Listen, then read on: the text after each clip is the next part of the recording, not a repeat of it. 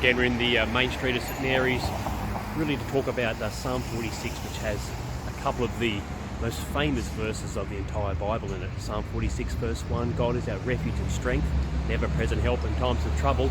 But of course, a great verse towards the end of the psalm, be still and know that I am God.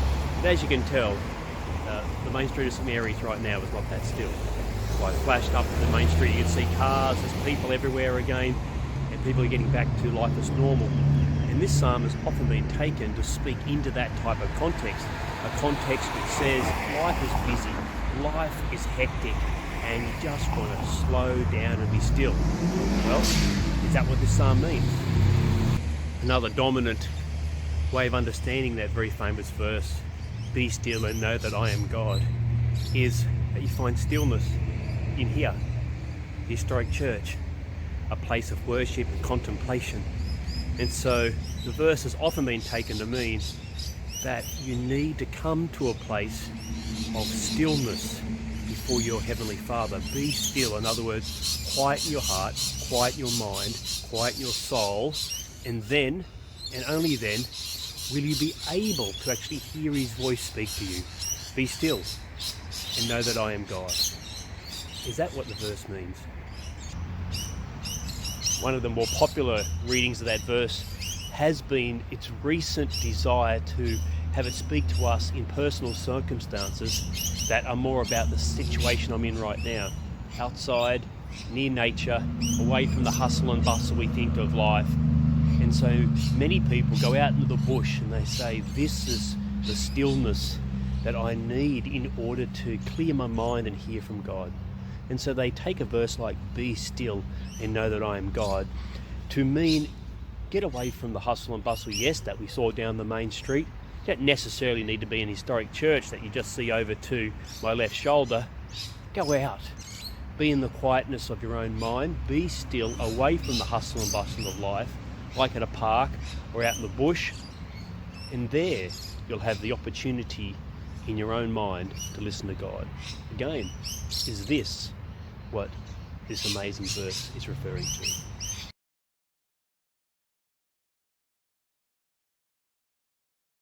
The 20th century became a century where humanity could imagine with the utmost clarity and terror the obliteration not merely of people but of the entire planet.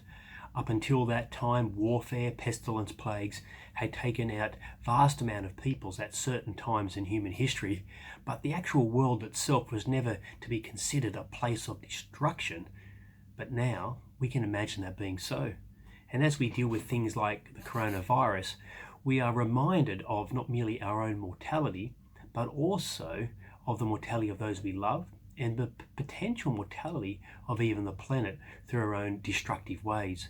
And Psalm 46 starts off in a way that should actually give us security, but on the surface it may not do so, because it says that God is not going to be the God who may rescue you and put you in a stronghold or a mountain, safe and secure from the evils of this world as it rushes over you, like He did in the Exodus, where the doorpost and houses became a safe haven, a stronghold against the avenging angel, where God was able to demonstrate His power and protection. But this particular psalm does something a little bit different. It is not that God is protecting them inside their houses.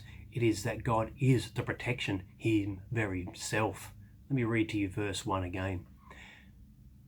God is our refuge and strength, an ever-present help in trouble. God is your refuge and strength. No matter what is happening all around you, God can be your refuge. That is, in Him, in faith in Him, in strength in Him, in reliance upon His power. He's not promising to get you through it because you may die. You may have pestilence come upon you. You may catch coronavirus. You may, of course, have a blessed life full of joy in the Lord, knowing very little trouble and mourning. But the truth might be the complete opposite. But for all those circumstances, you can take refuge in God. He is your ever-present help in trouble. Now, that doesn't mean He's only a help in trouble. It's just that He is the stronghold during those times. He's also the God of blessing that we know in other parts of the scriptures. But take hold in Him. for he will get you through no matter what times you're going through. And that is what the next couple of verses go on to say. Therefore we will not fear. Now that's not because fear is somehow not worthy to be feared. It is that there is a greater power than the fear generated in our own hearts, and that is the power of God to reinforce in our own hearts that he is our stronghold who will keep us safe, not safe from calamity, but safe from giving in to fears that result in our faith giving way.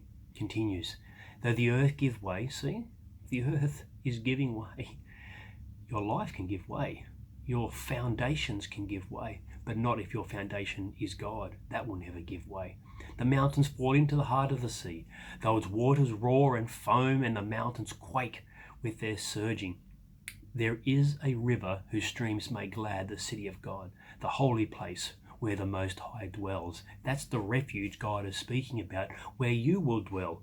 Now, we may not dwell in it right now, physically, but you do dwell in it spiritually, and therefore you await that physical home to be your home for all eternity. That is the stronghold that we not merely hope for, but have certainty actually exists and will take us to be with him when we move from this world, maybe even through those quakes or pestilences that is mentioned in those preceding verses.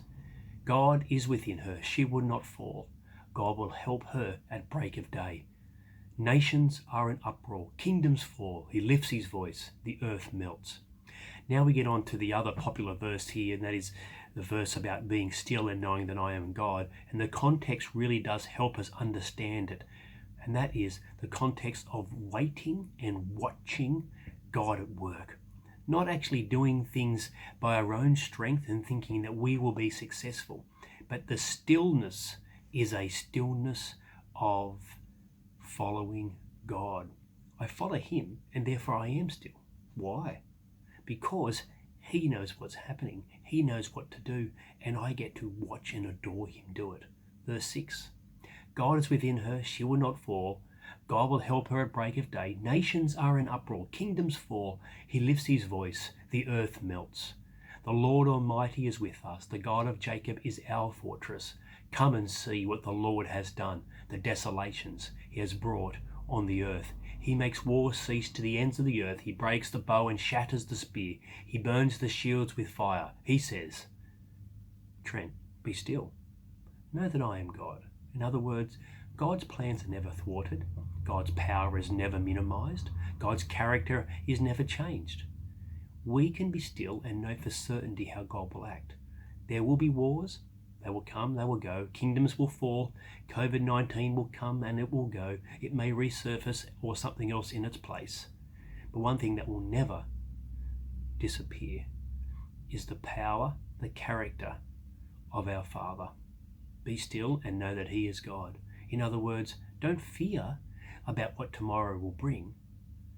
Put your faith in God. He has the power to make his entire plan come true. And whilst we might not know that plan, we can know the character of the one bringing it into fruition. And we can know the journey that he will take us on once our journey in this life is actually over. The verse continues, I will be exalted among the nations. I will be exalted in the earth. So there is a trajectory even in this psalm towards the eternal reckoning that the entire earth will face. The earth, including every person and every animal and everything in it, is under the power of God and will be always so. The Lord Almighty is with us. The God of Jacob is our fortress, both in this life and in the life to come. So, how can we end this psalm? If you're a Christian, your refuge is God in this life and into the next. He gives you absolute certainty no matter what befalls you and comes your way. God has not left his throne. He is in power. Sometimes it results in us having pain and mourning, but be still and know that he is God. He is in control. Things are not happening outside of his power, and he will bring his justice, salvation, and judgment to this earth, and he will make all things new. And the newness will be us living together with him into eternity in that refuge.